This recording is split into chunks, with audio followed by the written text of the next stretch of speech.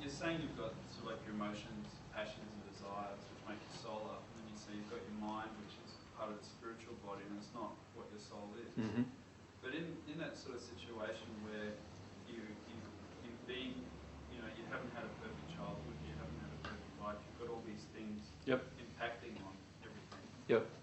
Then you need to use your mind Mm-hmm. to create the space Totally. to feel your emotions. Yeah, and see, Otherwise you'll just keep skipping over it. yeah, don't confuse what I'm saying with criticism, because what I'm saying is that in your pristine state, you do not need your mind at all. But we have our mind. Our mind has, instead of being a tool of our soul, our mind has become the domineering factor over our soul. And the reason why it did that was because when we were a child, we were abused. And no matter how you term it, it is in the end emotional, physical, whatever, sexual, or what, mental, whatever the abuse is, it's still abuse. And that abuse suppresses the soul. And so yes, we've learnt to live in a mind-dominant life. And you look at the world today is a mind-dominant society, right? So we've been taught through this multi-generational to live even in a mind-dominant society as well. Now, I'm not criticising that happened. No. What I'm saying is we need to get back from that happening back to our pristine state.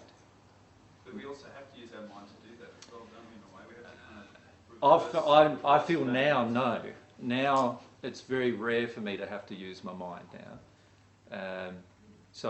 But yes, when you begin, certainly, because you're so mind dominant that you need to now deconstruct all of the. Remember, I talked about all the blocks. You need to deconstruct all those blocks, and many of those blocks are beliefs coming from the soul but influencing the mind. So yes, you do need to use your mind to make decisions to help you emotionally.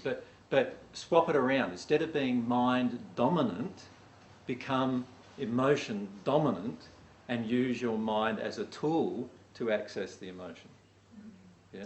So at the moment, for many of you, your mind is the active controller of you. So in other words, your mind is here dominating everything that's going on in your life, right?